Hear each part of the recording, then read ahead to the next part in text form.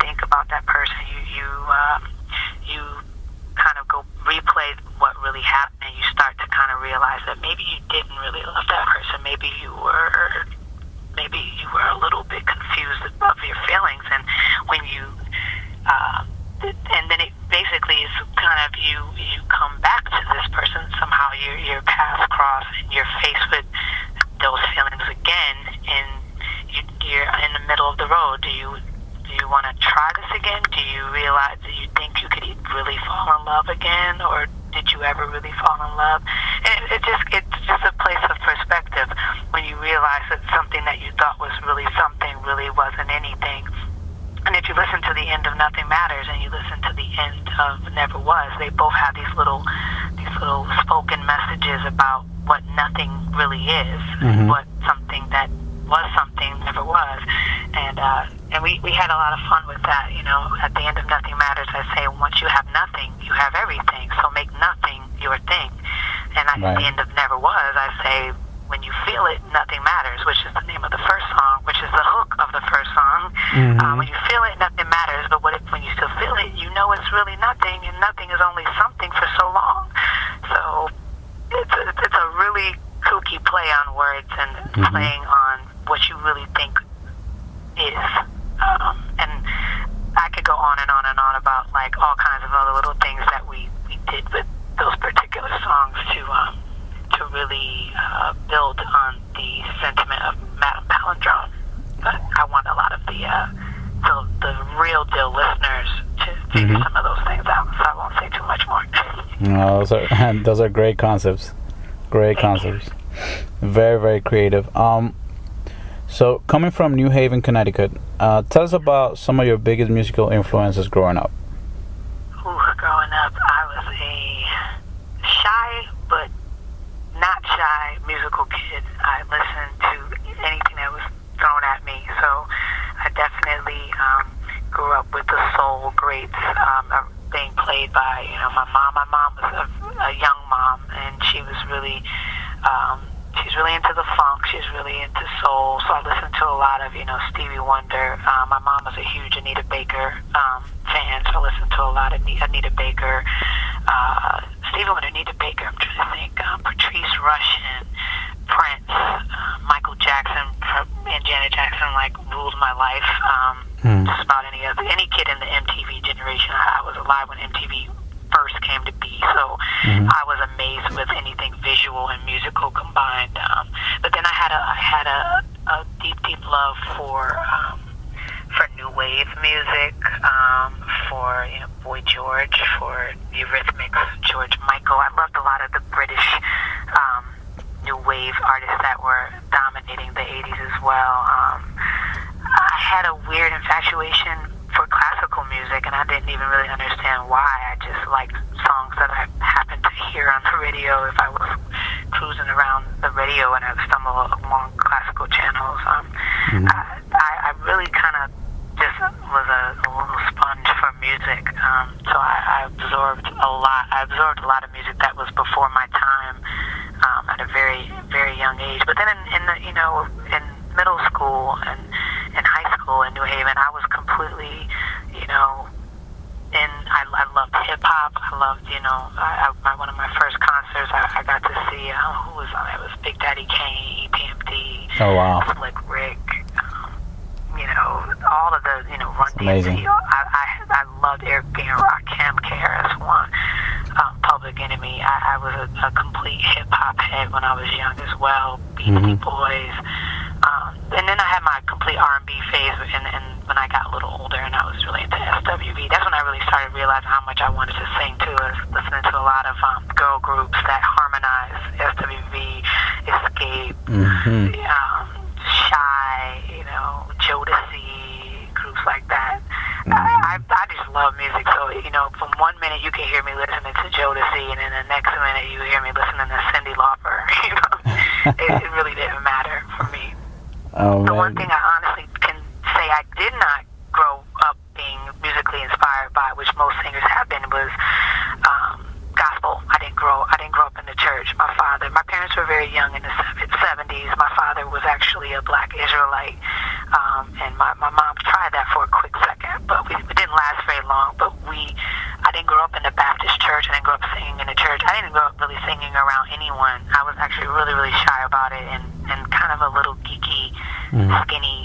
not so secure kid.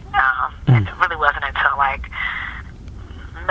late middle school, like 7th, 8th grade into high school that I started to come out of my shell a little bit and get involved in musical theater. I love musicals and musical. I still do, and talent shows, and that kind of brought me out of my shell. Wow, yeah, it definitely translates into your music. That's a very, very good. Thank you. Oh, and of course, my third of my trilogy. My trilogy is Anita Baker, Shaka Khan, and Sade. Sade was a huge influence on me when I was a kid because I just thought she was just the most gorgeous thing. She was really chic, really regal. Yeah. And we had a lot of women in R&B that were like that, you know. Angela Winbush and Phyllis Hyman, and I loved women that came off really classy and grown. I wanted to be like that. So Sade was another huge childhood influence. Cool. Tell me about your band, Third Logic. How do you guys get together? I love those guys. Third Logic. I met Robbie McDonald first. I met him at a studio session with a friend of mine from college. He was playing guitar. I was doing background vocals, and that's how we kind of connected. And we, from there, just, you know, stayed in touch. He was in a band called Soul Element, a funk band in D.C., doing their thing with two other members of Third Logic and a lot of other guys. I was a part of a group called 420 Lauda, Lauda, which was like we kind of were going for this like Fugees kind of vibe with like me singing and a rapper and a live band kind of feel. And it was really funny because at one point I just felt like I was outgrowing doing hip-hoppy R&B. I really wanted to do just grown, sophisticated type R&B soul singing. I didn't want to do hip-hop R&B. And it was also a neo-soul, you know, in the late 90s, neo-soul started to really, you know, take over, and I had already been collaborating with some of my college friends, and we had a little name for ourselves called the Rebels, and so I was really exploring a little slight more sophisticated sound. And it's funny, I just decided to move on from 420, and Robbie, Chuck, and Kennard, my drummer, they came to a crossroads with Soul Element, and the three of them decided to branch off and work on themselves as a production team, and I decided to leave the group. And I asked Robbie, I said, you think the other guys would be interested in maybe passing me a track or two to try to write to, because I really was a big fan of Soul Element. They're a super uber tight funk band that was really influenced by like Prince and Brand New Heavies, a little mixture of all of that. And so he said sure. He gave me a track, Chuck gave me a track, and Robbie gave me 2 tracks, Chuck gave me 1 track. I was like, this is, one of those tracks was what is now Sweet Lullabies, which is on my first album, and that one was like I just heard Anita Baker, I heard that kind of classic R&B that I really wanted to emulate in my style, and from that to giving up to Love's Been Waiting, which is more of my funk Shaka, it was like a match made in heaven. And but just from those 3 songs, we went on to apply for grants in the DC Arts Commission, and I got all these grants. I was awarded 2 or 3 grants to record a full album with them. And once we did the 3 songs and we received the grants, I was like, this is it. I don't even need anybody else. I mean, these guys have been playing with each other since they were in their late teens, and they have a synergy that I just can't even explain. And then when I jump in the mix with my writing style and my singing style, it just took it to another level. So that's how we came to be, and we just kind of decided, this fits. Like, let's just stick with this. That's cool. It's been about 8 years since the release of your first album, Day After. Yeah. Tell us, what have you been up to since then, and what inspired you to record this second album? We knew we were going to do another one right off the bat. We didn't know when, but we knew we were going to do another one. There was no way I was going to let these guys get away from me after the first one. But Day After was a slow build. A lot of people, I'll be real with you, a lot of people in the D.C. area did not understand us for some reason. They didn't latch on to us. They didn't quite show us the kind of love that, you know, any artist would want. So it was a bit of a paying your dues in the D.C. area time for us after Day After came out. We did a lot of like chillin' circuit type gigs and just performing anywhere we could, and trying to also like work on our live stage show craft. So we took time out from really doing any writing and started trying to just get out there and do shows, and it was a really like soul searching time for me as far as how I look and how I wanted to look on stage and how I wanted to perform, and it was a long time, but it was a good long time for me to get comfortable in my own skin on stage and to kind of develop a presence. And it's cool to have a nice album, but then when you go on stage and you don't really have much stage presence, it's not really a good look. So I spent a lot of time just gigging and just paying some real hard dues. DC is real tough, I'll tell you. It's not an easy place to break out there, but it took a good while, and once maybe about 4 years ago, 4.5, maybe even 5 years ago, we had begun to start writing more stuff, and we had a lot of bumps with studios. We recorded this album in like 3 studios with 3 different engineers, and so I mean, this album has actually been in the works for longer than the time that people have been waiting on it, but we just had so many interesting roadblocks that kind of kept us from getting it out there. But luckily, we just kept pushing forward. We knew it was going to happen. We knew that if we took our time and stayed pretty meticulous about the music and the artistry, that we would present something that was quality. And so,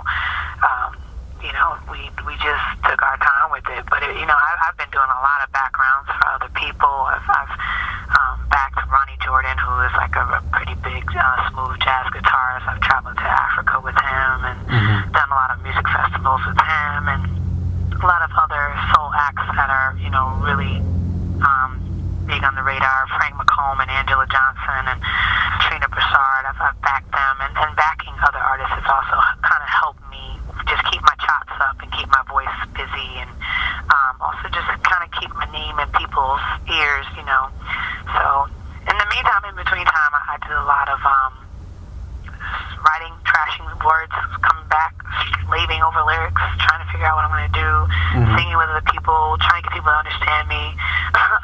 And then in the midst of that as well, we decided to drop a video for Seeing My Dreams, which is like, the song's old, but we dropped a video for it about 3 years ago. And that really set off a boost once it was accepted by BTJ and VH1 Soul, and we got a video out there, and people actually thought Day After was new, like 3 years ago. And we had this huge wave of like people like, wow, like who's this girl? And luckily the music doesn't have a dated sound, so people thought it was just came out, and it motivated us even more to get another album out once we started to see how much of an appreciation for what we are doing really exists out there. Right, that was my next question. I was going to ask you about your single "See You in My Dreams" and that video, which is still being played till today. So that was a great song. That's actually how I heard about you. So thank you. Cool. Yeah, that's pretty cool. It's hipped a lot of people to me, and I'm so thankful that VH1 Soul and BTJ, when it was in existence, that they still had a platform for independent artists. Right. They don't have much, Yeah. So I mean, it really set some things off for us, and a lot of my CD sales and folks and new fans have come from them seeing that video. Most definitely. Another one of my favorite tracks from your debut album is "Keep On." Yes. Can you give me a little background on that song? What do you remember the most about recording that song? Now, "Keep On," you mean from Day After? Yeah, from Day After. Day After. Now, "Keep On," if you listen to Day After, you listen to Madam Palindrome, Day After definitely is more of my love album. I tend to write really primarily about love and life, and this Madam Palindrome, I wanted to go more towards issues in the world and life, but with Day After, it was in the beginning of my relationship, and I was just in love, and I was really heavily influenced by the production style of Stuart Matthewman of Sade